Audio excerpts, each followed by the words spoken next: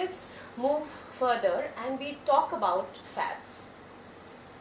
When we talk of fats, let me make you understand what is the difference between the quantity and quality of fat. To begin with, quantity of fat, especially the visible fat, needs to be contained,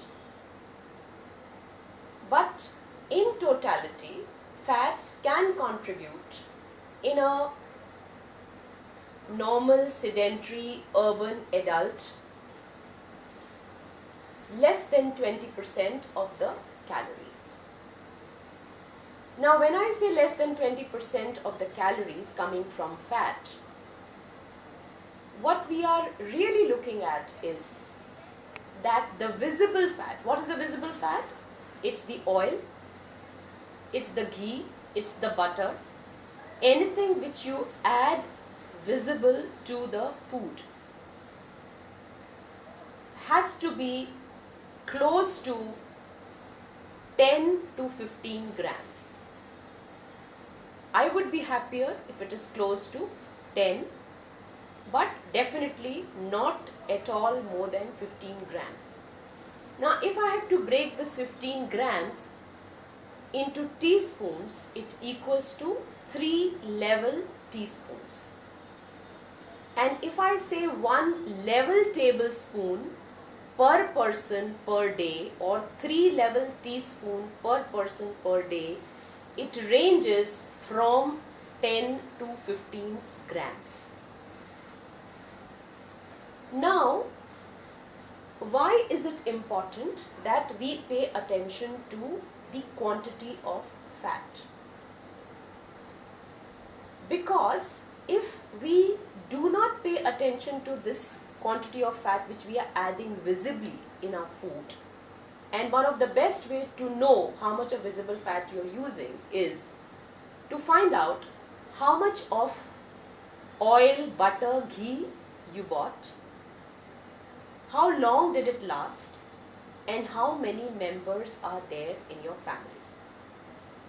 The recommendation is that the total fat intake should be less than 500 gram per person per month, which makes it closer to what I said, 15 grams per person per day. Now, out of this 15 grams, we definitely want that you use this visible fat as a fat which is of good quality. Now, when we talk of good quality, what do we mean? Remember, the quality of fat is determined by the fatty acid composition of the fat. There are 3 kinds of fatty acids. One is saturated fatty acid, monounsaturated fatty acid, and polyunsaturated fatty acid, which you call as the PUFA. Now, today when we are looking at good quality of fat, we want more of MUFA, monounsaturated fatty acid. We want very less of saturated fatty acids, and we want moderate quantity of polyunsaturated fatty acid. And in polyunsaturated fatty acids, there is omega-6 and omega-3, or N6 or N3. Now, they are also called the essential fatty acids. Why do we call them essential? Because they cannot be synthesized by the body and you need it to be coming through your food or through your diet. So, between N6 and N3, we get plenty of N6 in our food, in our diet, but what we don't get is the N3. So, we need to be very cautious in terms of incorporating the N3 rich foods so that in totality the ratio of N6 to N3 is less. A high ratio of N6 to N3 means you have taken up too much of N6, and excess of N6 PUFA leads to what I mentioned earlier, an inflammatory environment. It creates oxidative stress in the body. So we need to be careful even in terms of what is the quality of visible fat which we are using. So invisible fat, what are we using? We are using either an oil, we are using butter, or whether we are using ghee. So your butter and ghee for sure are high in saturated fats, which we need very, very less, especially in an Indian scenario. So which means the message goes that out of this 3 teaspoons, it can be only 1 teaspoon which can be of ghee, and you can even do without it.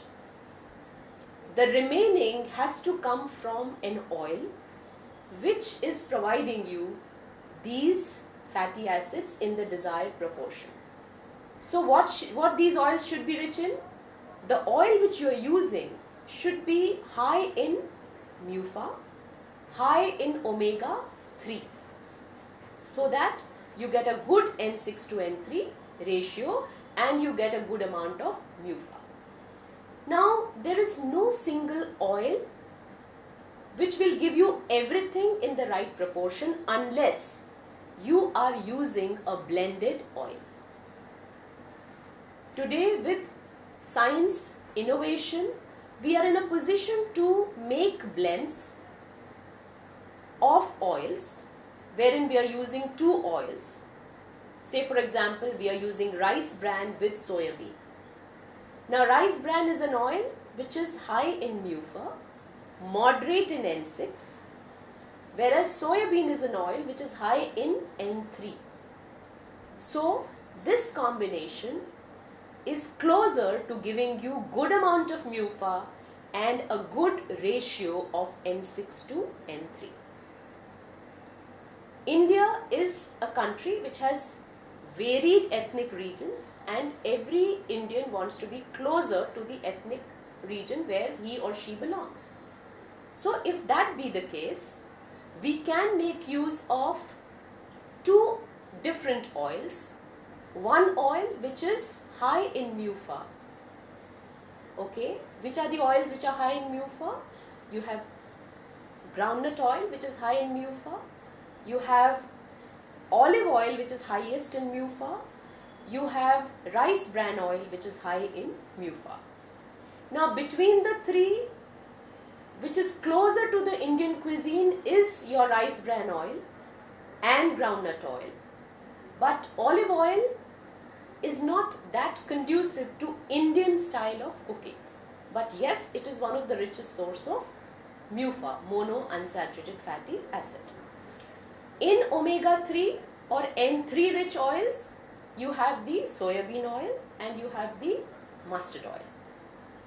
Today we have mustard oil which is processed, which does not have the specific odor, taste which many people consider as a barrier to use it, or if you can use it with that taste, with that odor, absolutely fine. So what I'm trying to say is, even if you're consuming 2 different oils and you're using it for different preparations in your cooking, the bottom line and the golden statement which needs to be underlined and emphasized is that your total consumption of oil should not be more than 3 teaspoons, level teaspoons per day, or less than 500 grams per person per month. Now this was about the quantity and the quality in terms of the visible fat. Now what is invisible fat?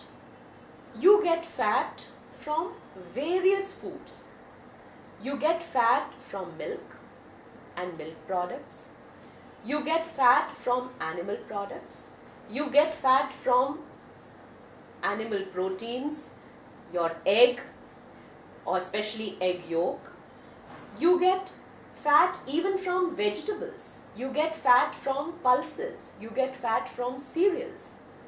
But many of these fats which you are getting from vegetables, from pulses, from cereals,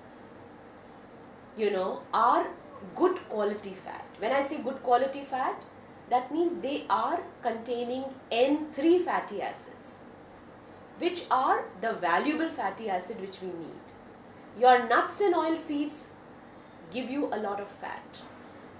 That is a fat again which is invisible but very valuable because it is high in MUFA. It is high in N3, and all these sources, whether it's nuts, whether it's pulses, whether it's whole grain cereals, whether it is green leafy vegetables, they are also giving you vital vitamins, minerals and non-nutrient components which work as antioxidants. So we want this quality of fat in our diet. So when I said right in the beginning that less than 20% of the calories can come from fat, a major chunk of this calorie should come from this invisible fat, and we have to be very tight on the visible fat.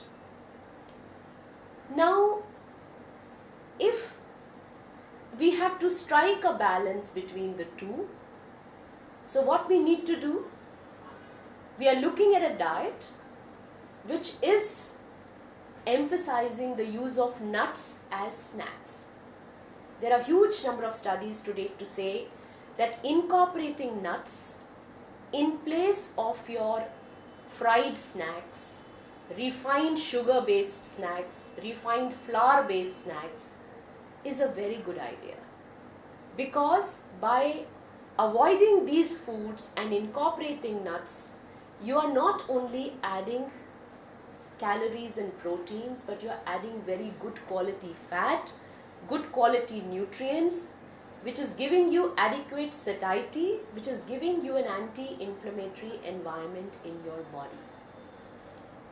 So friends, let's understand that fat, the word fat is not to be scared of, but you need to understand fat from a nutritionist perspective, that if we have to use fat to get the calories, to get the satiety, to restrict our carbohydrates, then how do we become intelligent in using that fat? The intelligence lies in completely becoming strict on the visible fat and picking on the right sources of invisible fat.